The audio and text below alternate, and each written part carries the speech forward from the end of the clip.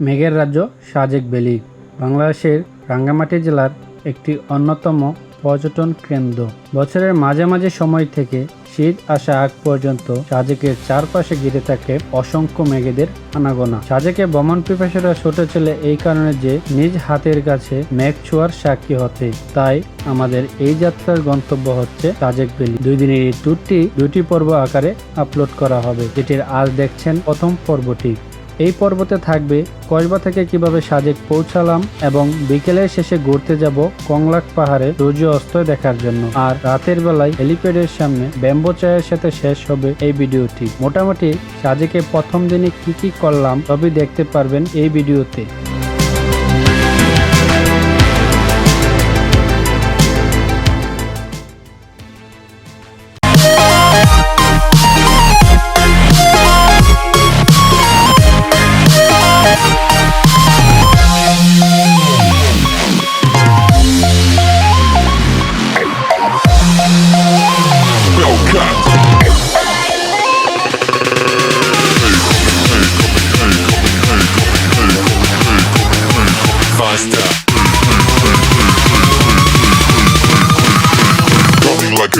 তো আজকে আমি এই মুহূর্তে আছি সাজেক, আর সাজেক কসবা থেকে কিভাবে সাজেকে আসলাম এটা টোটাল বিস্তারিত আমি আপনাদেরকে তুলে ধরবো।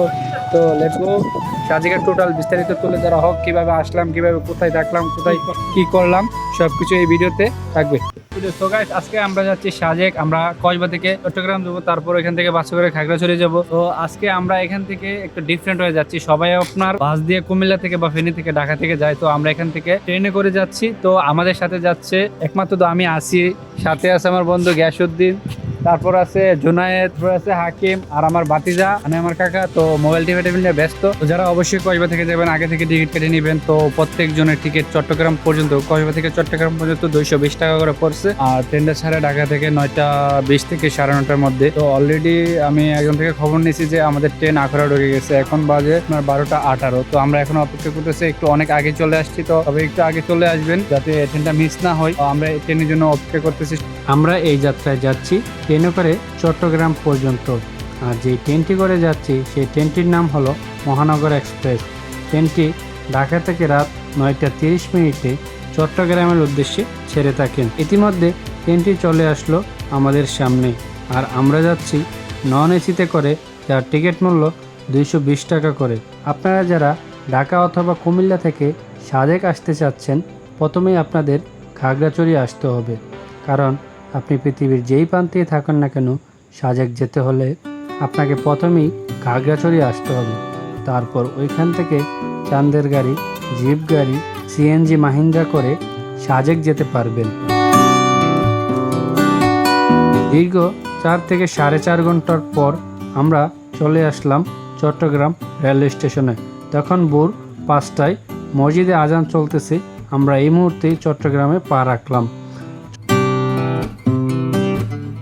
Good morning Chattogram, let's go. চট্টগ্রামকে শুভ সকাল জানিয়ে হাঁটতে হাঁটতে স্টেশনের বাইরে চলে আসলাম।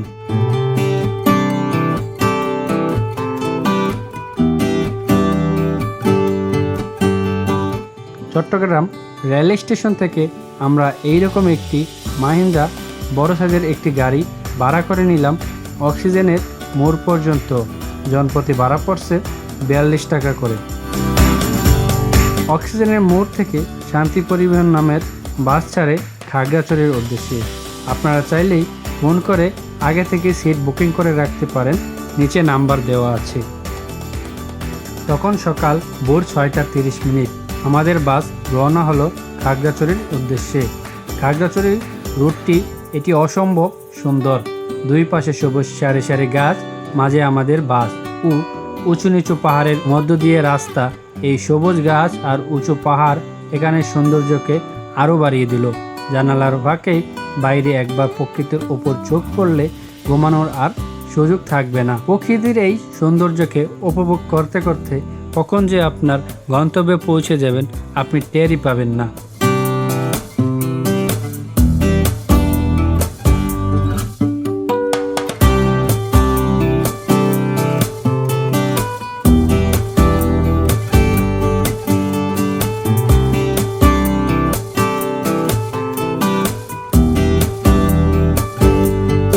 রাইট নাও আমরা এখন আছি মানিকছড়ি। তো যারা শান্তি পরিবহনে চট্টগ্রাম থেকে আসতে চাচ্ছেন অবশ্যই ফোন নাম্বারে সিট বুকিং করে রাখবেন, না হলে দাঁড়ায় আসতে হবে। তো এখন মানিকছড়ি স্টপ দিছে, যারা মনে স্টপ দেয়।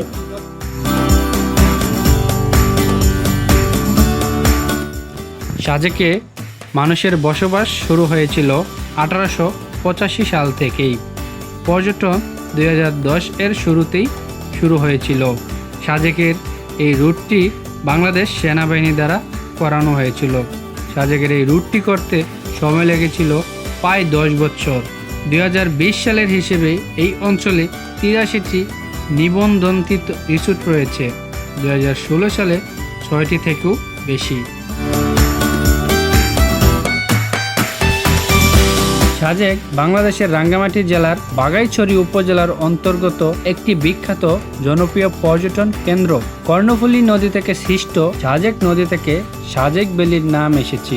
সাজেকের অবস্থান রাঙ্গামাটি জেলাতে হলেও যাতায়াতের সুবিধার্থে আপনাকে খাগড়াছড়ি হয়ে পৌঁছাতে হবে। সাজেকের উত্তরে ভারতের ত্রিপুরা, দক্ষিণে রাঙ্গামাটি লংগদু, পূর্বে ভারতের মিজোরাম এবং পশ্চিমে খাগড়াছড়ি দিঘিনালা অবস্থিত। সাজেক ভ্যালিতে আসার সময় রবি এবং টেলিটক সিম নিয়ে আসতে ভুল করবেন না, না হলে আপনি নেটওয়ার্কের জন্য একবারই অচল হয়ে পড়তে পারেন। সাজেক ইউনিয়ন হচ্ছে বাংলাদেশের সবচেয়ে বড় ইউনিয়ন, যার আয়তন হচ্ছে 702 বর্গ মাইল। এখানে সাজেক বিজিবি ক্যাম্পও রয়েছে।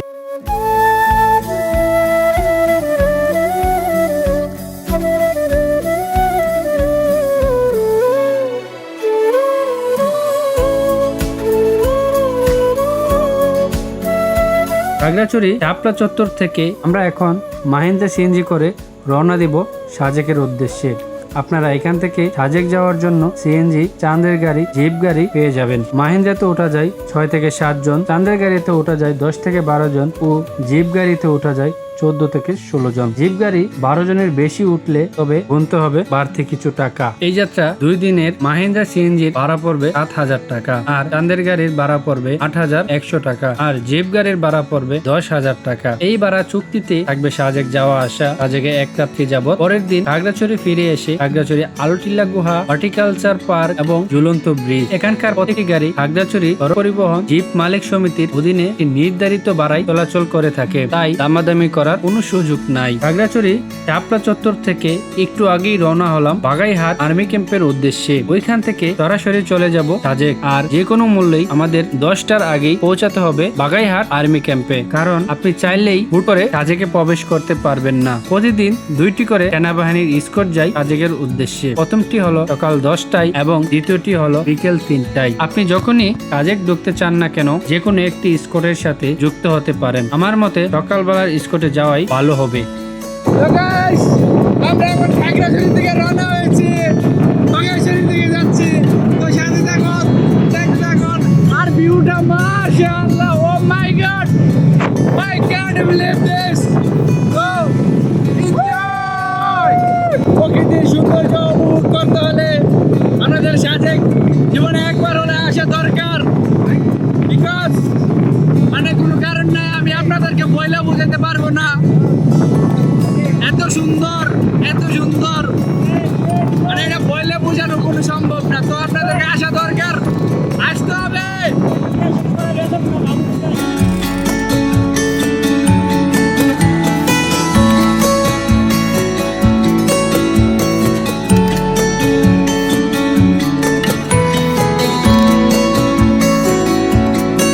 এখন আছি বাগাইহাট আর্মি ক্যাম্প।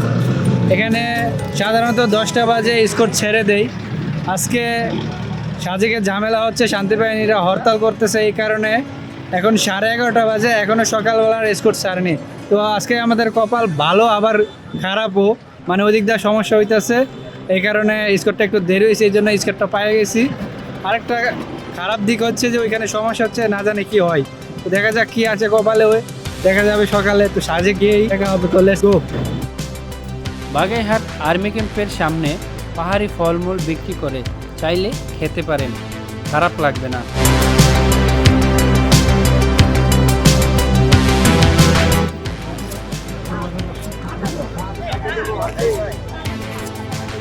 তো বাগেরহাট থেকে প্রথম স্কোর আজকে মানে 12টা বাজে ছাড়ছে। তো আমরা এইমাত্র যাইতেছি বাগাইহাট থেকে সাজেক।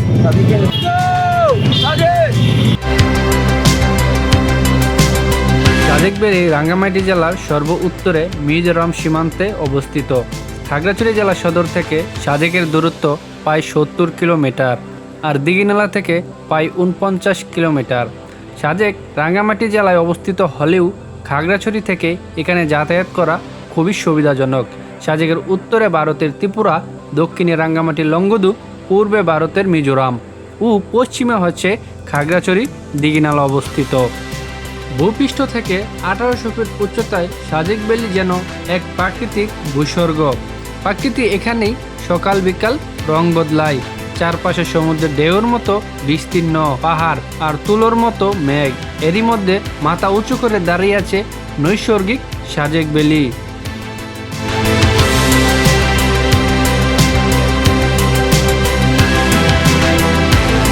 বাগাইছড়ি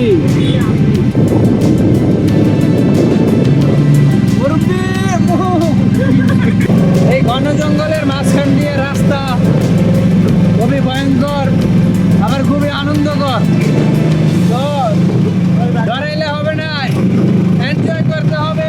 ক্যামেরাটা ওখানে গেল মোটরসাইকেল লাগিয়া সব সারি সারি গাড়ি যাচ্ছে সাজেকের বাড়ি। বাট একটা প্রবলেম হয়েছে, এখানে নাকি হরতাল চলতেছে, তো সেনাবাহিনী একটু পর পর গাড়িগুলো থামাই দিয়ে, যার কারণে যাইতে একটু দেরি হইতেছে।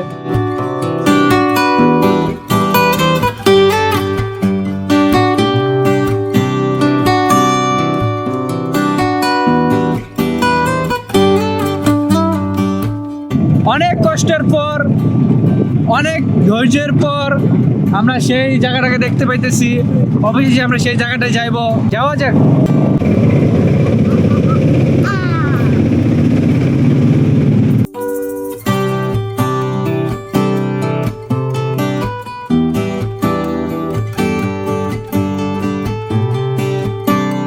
তো গাইস, আমরা আস্তে আস্তে অনেকটা দেরি হয়ে গেছে। অনেকবার অনেক জাম ছিল, আবার অনেক সমস্যা ছিল। আজকে আবার হরতালও ছিল, যে কারণে 3টা থেকে 3:30 বেজে গেছে। তো আমাদের পিছনে দেখতেছেন মারোয়াটি রেস্টুরেন্ট। তো আমরা দুপুরের খাবারটা এখান থেকে খেয়ে নেবো, তারপর আমরা আবার খাওয়া দাওয়া করে ঘুরতে যাবো। তো এটা থেকে খাওয়া দাওয়া শেষ করবো। আর রিসোর্ট কোনটা নিচে এটা পরের ভিডিওতে দেখাবো। এখানে দুপুরের আইটেম হিসেবে থাকে ডাল ভাত, সবজি, আলু ভর্তা আনলিমিটেড, আর পাহাড়ি মুরগি ভর্তা, টমেটো ভর্তা, তারপর সিম ভর্তা, তো চিকেনের একটা ভর্তা হয়, সেটা অনেক মজা। আর এখন তো বাঁশকুড়ুল নাই, বর্ষার সিজনে বাসায় অথবা দুপুরে আপনারা চাইলে ব্যাম্বো বিরিয়ানি অথবা ব্যাম্বো চিকেন খেতে পারেন। রাত্রে barbecue, bamboo biryani, bamboo chicken. আপনারা আসবেন, অবশ্যই সাজেক ঘুরবেন, আনন্দ করবেন। তো অর্ডার দেওয়া হয়ে গেছে, তো সবাই ওয়েট করতেছে খাবারের জন্য। আমার বন্ধু তো গানে লাগাই দিচ্ছে। তো আমাদের খানার প্যাকেজটা ছিল আপনার পার হেড 300 টাকা করে, যেটার মধ্যে ছিল ডাল ভাত, সবজি, আলু ভর্তা, পাহাড়ি দেশি মুরগির মাংস। তো আমরা এখানে 8 জন ছিলাম। খাবারটা খুব ভালো হয়েছে আর সবাই পেট ভরে খাইছে। দুপুরের খানা শেষ, এখন আমরা রুমে যাই একটু রেস্ট নিয়ে, তারপর আবার বের হয়ে যাবো ঘুরতে। Let's go. সাজেকের রিসোর্টগুলোর ভাড়া সাধারণত ভিউ কেন্দ্রিক কম বেশি হয়ে থাকে। ভারতের মিজোরাম ভিউ কেন্দ্রিক ডাবল বেড এর রুমগুলোর ভাড়া 3 থেকে 4 হাজার টাকা, আর কাপল বেড রুমগুলোর ভাড়া 2 থেকে 3 হাজার টাকা। জেনে রাখা ভালো, সাজেক কিন্তু খুব বেশি বড় জায়গা না, তাই সাপ্তাহিক ছুটির দিনে কিংবা সরকারি বন্ধর দিনে সাজেকে আসতে চাইলে অবশ্যই আগে থেকে রিসোর্ট অথবা কটেজ বুকিং করে আসবেন। বন্ধের দিনগুলোতে রুম বুকিং না করে সাজেকে এসে বাইরে রাত কাটানোর অভিজ্ঞতাও রয়েছে অনেকের, তাই সাবধান। পরিবার নিয়ে আনন্দ করতে এসে এইরকম বিড়ম্বনায় পড়বেন না। আর এটা হচ্ছে এখান থেকে এটার ভিউ।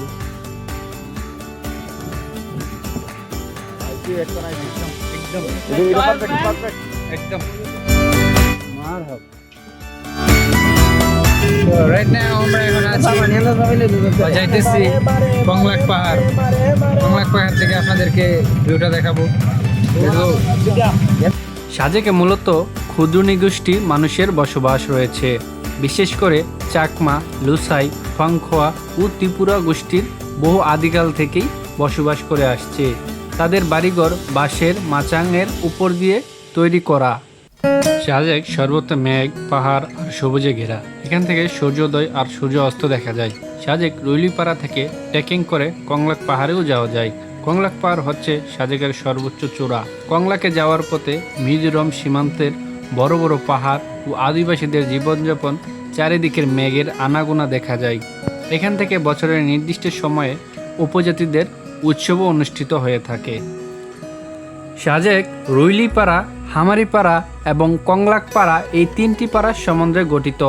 1885 সালেই প্রতিষ্ঠিত রুইলিপাড়া সমুদ্রপৃষ্ঠ থেকে প্রায় 1720 ফুট উচ্চতায় অবস্থিত, আর কংলাকপাড়া হচ্ছে 1800 ফুট উচ্চতায়। কংলাক পাহাড়ে অবস্থিত সাজেক মূলত লুসাই, পাংখুয়া এবং ত্রিপুরা উপজাতি বসবাস করে। রাঙ্গামাটির অনেকটা অংশেই দেখা যায় সাজেক ভ্যালি থেকে।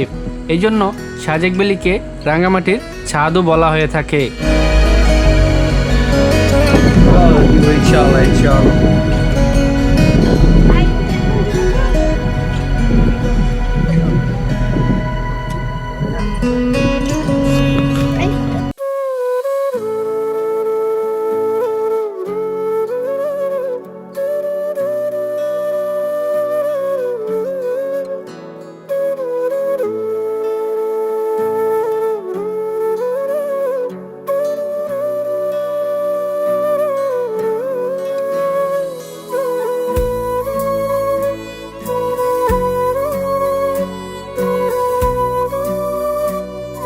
আমি এখন কংলাক পাহাড়ের দিকে যাচ্ছি। এটাই হচ্ছে সেই পথ, আর এখান থেকে তো অনেকে উঠতেছে, প্রচুর লোক। আমরাও যাচ্ছি, প্রায় শেষ টাইমটাই, সূর্যটা প্রায় ডুবেই যাচ্ছে।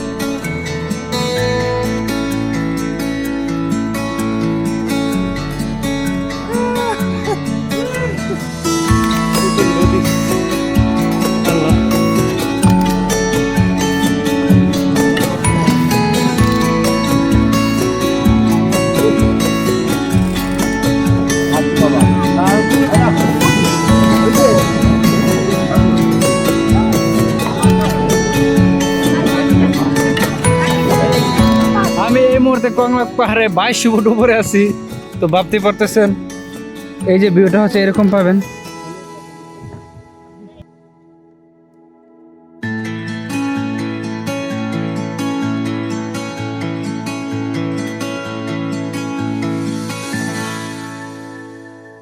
সাজেক ভ্যালি তার প্রকৃতি পরিবেশের জন্য পরিচিত এবং চারপাশে সবুজ পাহাড়, ঘন বন এবং পাহাড়ি ভূখণ্ডে ঘেরা। পাহাড়ের মধ্যে দিয়ে অনেক ছোট নদী প্রবাহিত হয়, যার মধ্যে সাজেক, এছাড়াও কাছালাং এবং মাসালাং উল্লেখযোগ্য। সাজেক ভ্যালিতে যাওয়ার পথে ময়নি রেঞ্জ ও ময়নি নদী পার হতে হয়। সাজেকের রাস্তা খাড়া এবং বাঁকা এবং অবতরণ বৈশিষ্ট্য। সাজেক উপত্যকা শুরুতেই রুইলিপাড়া গ্রাম অবস্থিত, যখন এর সবচেয়ে বেশি অবস্থিত কংলাক পাহাড়।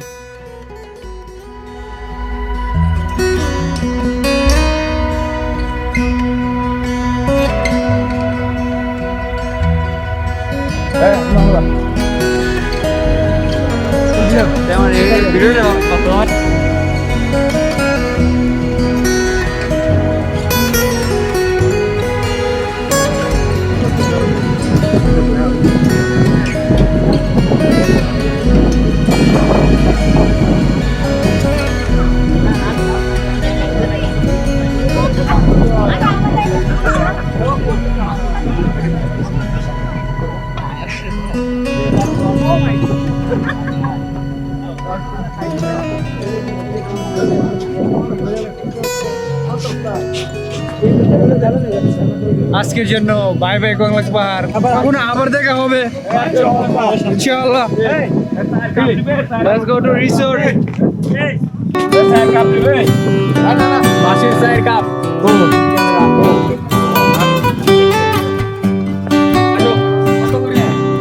তো আজকের জন্য চলে যাচ্ছি আমরা রিসোর্টে, কালকে আবার হেলিপোর্টে যে পয়েন্টে দেখা হবে। তো দেখা হচ্ছে কালকে।